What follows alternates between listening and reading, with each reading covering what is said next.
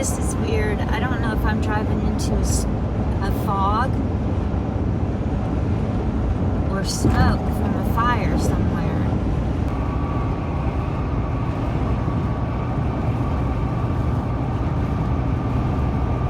This is crazy. Anyway, I'm being safe, I promise. I usually always check the weather because I know this time of year Oklahoma is tornado season. But it was so beautiful in Amarillo, gonna be 90 something degrees there today. I just left without even checking the weather coming this way. But I'll be fine. But wow, did not expect this at all.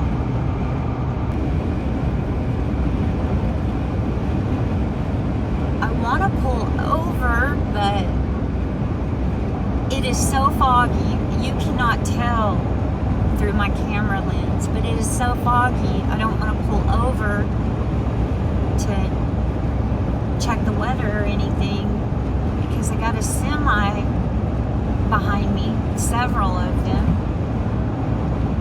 And it is actually so foggy, I'm afraid they won't see me until they're right up on me. I wish you could see it through this camera lens, how bad it really is. I pulled over. It's definitely fog and mist because I got out for a second and I was getting all wet. So, all right, here I go. No more filming for now. All right, the fog has lifted. And yay, Oklahoma, I am here.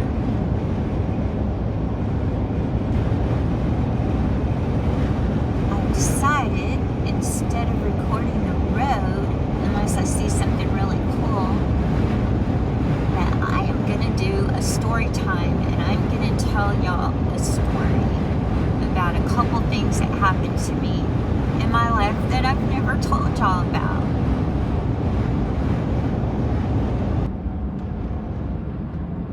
Just stop at Oklahoma's rest stop.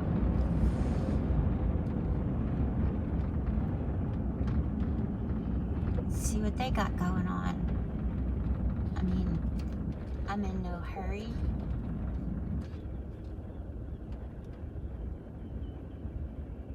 Why not? But it is very nice. Let me see. I'm gonna park. Might.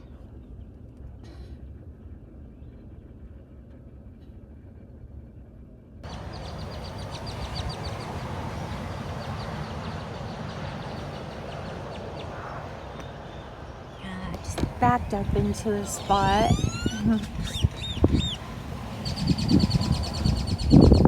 Oh, windy. Very cool.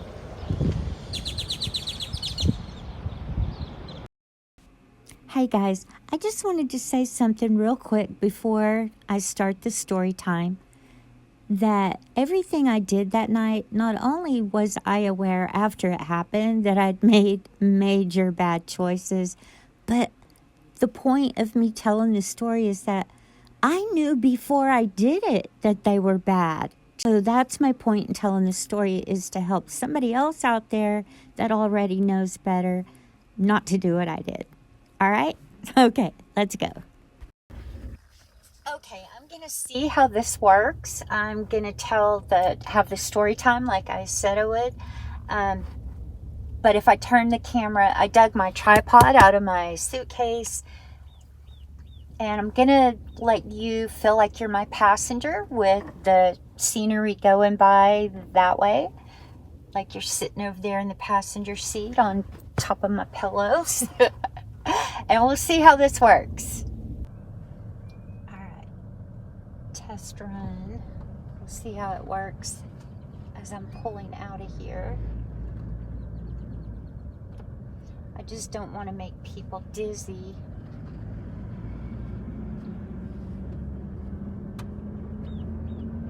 bit bumpy. So I'll just tell the story really quick. Alright, earlier when I was in that fog and that mist, I noticed that the speed limit was 75. And I slowed down to about 68. Because we really couldn't see all that far in front of us. Maybe 50 yards clear. I don't know. Probably not that far. But what I noticed was the other cars, most all the other cars, just kept going the normal speed. Just flying around me and the other cars that were behind me. They just kept going the regular speed.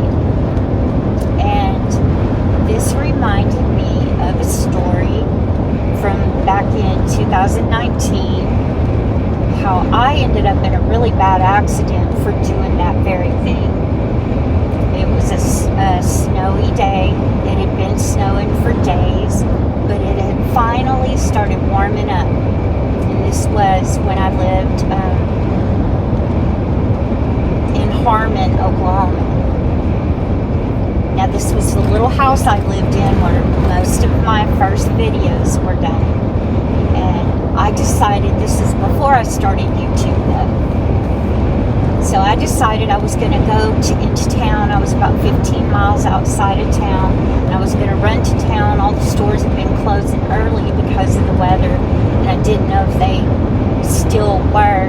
So this is about 7:30 in the evening, and they had been closing around 8 so everybody could get home safe. So I decided to run to the store real quick. So I get in my truck, and I didn't want to go too fast because I was in a hurry, because the cops around there don't get to write a lot of tickets. So when they do, boy, they jump on the chance. So I set my cruise control. Now keep in mind that snow trucks, snowplows, snowplows had been through twice that day. I heard them go in front of my house. They go from one town to the next, and they would pass right in front of my house because I lived out in the country, and on the right off the main road though. So I knew the roads were clear, and it hadn't snowed all day. It had been a pretty day, but there was a lot of snow piled up on the side of the roads. So I go ahead and I set my cruise control. First mistake. Just everybody, if you don't already know, never set your cruise control. If it's snowing, been snowing, or raining, or if it's been raining. That's common sense, I guess, to most people, but for some reason, I went ahead and set my cruise control because the road was clear. So I'm driving along. I only have to go 15 miles to get there, and about 5 miles outside of town, I hit a sheet of ice. I mean, I would have to say it was black ice because I did not see it coming. And when my pickup went out of control, I had to tap my brake. I had to regain control of the vehicle. But the problem is, that's the worst thing you can do when you start sliding around, is to hit your brake at all.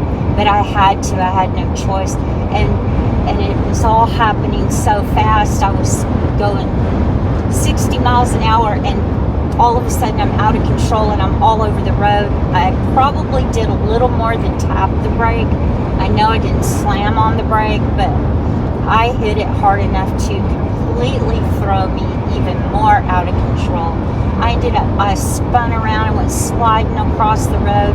I hit a barbed wire fence, and I was bracing for impact. I just knew that fence, I was coming at it sideways. My door was going to hit first, and I gripped the steering wheel hard, and I was bracing for impact to come to a real sudden stop. But that's not what happened. What happened was, because of the incline, when I hit that fence, it just did me like a slingshot.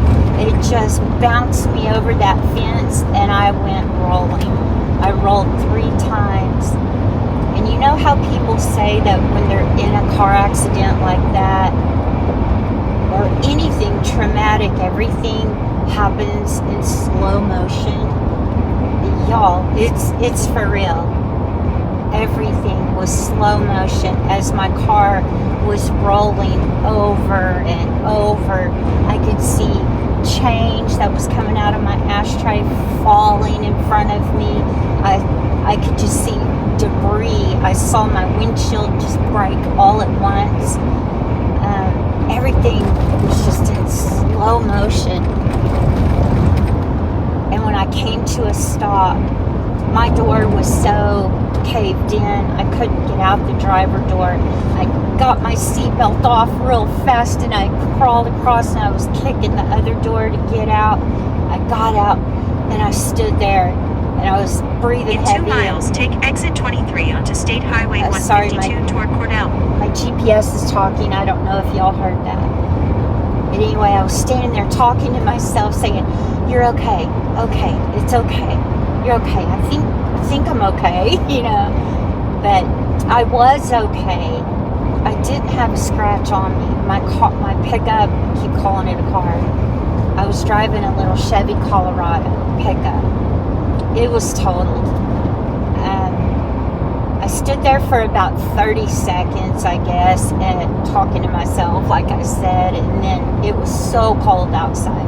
I was wearing my pajamas, no makeup, hair pulled up, big old house shoe boots. I was wearing a sweatshirt or a hoodie. But there I was, basically dressed for bed, you know, in the cold, had a wreck. They always tell you, you know, always expect something to happen. Always be dressed for the occasion. Well, I wasn't. But anyway, I thought, where's my phone? Where's my phone? There wasn't another car on the road. I mean, there was nobody to flag down. And I thought, I'm never going to find my phone.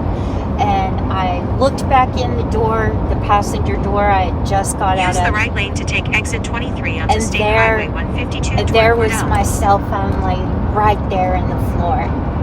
It was still plugged in. I had it plugged in. So I was so fortunate. And by the time I picked up my phone and started calling my son,